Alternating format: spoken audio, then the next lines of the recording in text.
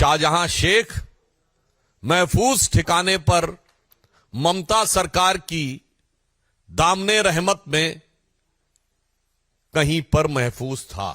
वह ईडी और सीबीआई के द्वारा गिरफ्तार न किया जा सके, वो पश्चिम बंगाल पुलिस की मेहमान नवाजी में चला गया है। हम बहुत स्पष्ट रूप से पूछना चाहते हैं कि तृणमूल कांग्रेस और इंडी गठबंधन दोनों जवाब दें कि शाहजहां शेख जो विक्ट्री साइन दिखा रहा था, इसका क्या मतलब है। टेक्निकल सवाल हमारा यह है कि यदि ईडी के हमले के लिए पुलिस ने गिरफ्तार किया है तो ईडी को हैंडओवर क्यों नहीं कर रहे हैं। सेकंड सवाल हमारा टेक्निकल यह है कि महिलाओं पे उत्पीड़न और बलात्कार की धाराएं क्यों नहीं लगाई गई। और तीसरा सवाल यह है कि जब कैमरे के सामने उसका इतना जलवा दिख रहा है तो जेल में वो किस जलाल के साथ रह रहा होगा या रहेगा, इसका हमें सहज अनुमान लगाया जा सकता है। गायब रहने के बाद अचानक शाहजहां शेख की गिरफ्तारी हो गई। अब यह सोचने वाली बात है कि जैसे ही कोर्ट ने ईडी के मामले में गिरफ्तारी का प्रिवेंशन हटाया गया, पहली बात संदेश खाली के विषय पर महिलाओं के अत्याचार की कोई भी धारा, बलात्कार या बलात्कार के लिए प्रेरित करने की कोई भी धारा नहीं लगाई गई है। दूसरी बात यह भी बहुत साफ हो गया कि जो पश्चिम बंगाल सरकार स्टैंड ले रही थी कि गिरफ्तारी पर रोक है, उसका संदेश खाली के गुनाहों से कोई लेना देना नहीं था। तीसरी बात, उन्होंने जो ईडी के विषय के ऊपर गिरफ्तारी की रोक हटने के बाद गिरफ्तार किया, तो मैं बहुत साफ पूछना चाहता हूं कि यदि आपने ईडी के विषय पर गिरफ्तार किया है तो पश्चिम बंगाल सरकार उन्हें ईडी को क्यों नहीं सौंप दे रही है। मतलब बहुत साफ है कि अभी तक इस बात को पूरे संदेह के साथ कहा जा सकता है, बल्कि पुख्ता संदेह के साथ कहा जा सकता है कि शाहजहां शेख महफूज ठिकाने पर ममता सरकार की दामने रहमत में कहीं पर महफूज था और अब उसे दोबारा हिफाजत देने के लिए, ताकि वह ईडी और सीबीआई के द्वारा गिरफ्तार न किया जा सके, वो पश्चिम बंगाल पुलिस की मेहमान नवाजी में चला गया है।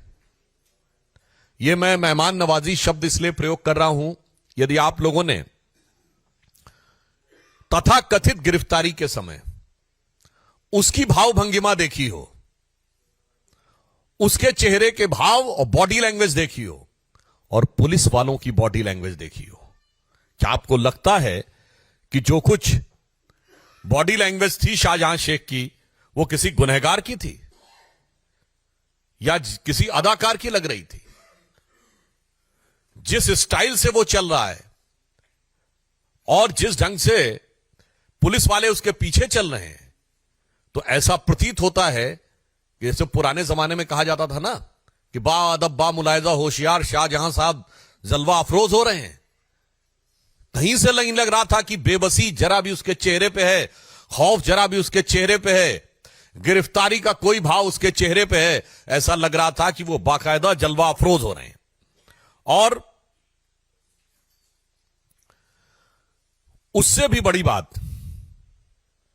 कभी पुलिस गिरफ्तार करती है तो आपने देखा है कि वो पुलिस आगे चलती है कि गिरफ्तार किया हुआ व्यक्ति आगे चलता है। पुलिस आगे चलती है। यहां तो ऐसा लग रहा था पुलिस एस्कॉर्ट कर रही है, क्योंकि शाहजहां शेख जिस धमक के साथ आगे चल रहा था और पुलिस वाले जिस ढंग से कंधे झुकाए हुए पीछे चल रहे थे, यह मैं इसलिए कह रहा हूं, यह संदेश खाली का संदेश पूरे भारत के लिए और पूरे समाज के लिए बहुत साफ है। उससे बड़ी आपत्ति हमारा साफ साफ पूछना यह है कि जिसको ममता जी ने फ्लोर ऑफ द हाउस पे डिफेंड किया, वो अचानक पुलिस के द्वारा एक लीगल प्रोटेक्शन देने के लिए, यानी अभी तक उसे सेकुलर प्रोटेक्शन प्राप्त था, अब उसे लीगल प्रोटेक्शन प्राप्त हुआ है। हम बहुत स्पष्ट रूप से पूछना चाहते हैं कि तृणमूल कांग्रेस और इंडी गठबंधन दोनों जवाब दें कि शाहजहां शेख जो विक्ट्री साइन दिखा रहा था, इसका क्या मतलब है? किस बात की विक्ट्री?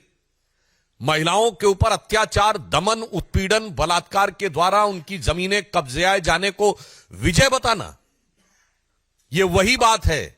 महिलाओं पर यातना और अत्याचार को विजय का प्रतीक बनाना, यह मध्यकालीन मुगलिया मानसिकता का प्रतीक है। और 21वीं सदी में शाहजहां शेख और ममता बनर्जी की सरकार उसी को आज एक रूप में सामने दिखाई दे रही है। इसलिए हम बहुत स्पष्ट रूप से पूछना चाहते हैं कि टेक्निकल सवाल हमारा यह है कि यदि ईडी के हमले के लिए पुलिस ने गिरफ्तार किया है तो ईडी को हैंडओवर क्यों नहीं कर रहे हैं? सेकंड सवाल हमारा टेक्निकल यह है कि महिलाओं पे उत्पीड़न और बलात्कार की धाराएं क्यों नहीं लगाई गई? और तीसरा सवाल यह है कि जब कैमरे के सामने उसका इतना जलवा दिख रहा है तो जेल में वो किस जलाल के साथ रह रहा होगा या रहेगा, इसका हमें सहज अनुमान लगाया जा सकता है। और चौथा नैतिक और राजनीतिक सवाल यह है कि उस विक्ट्री साइन का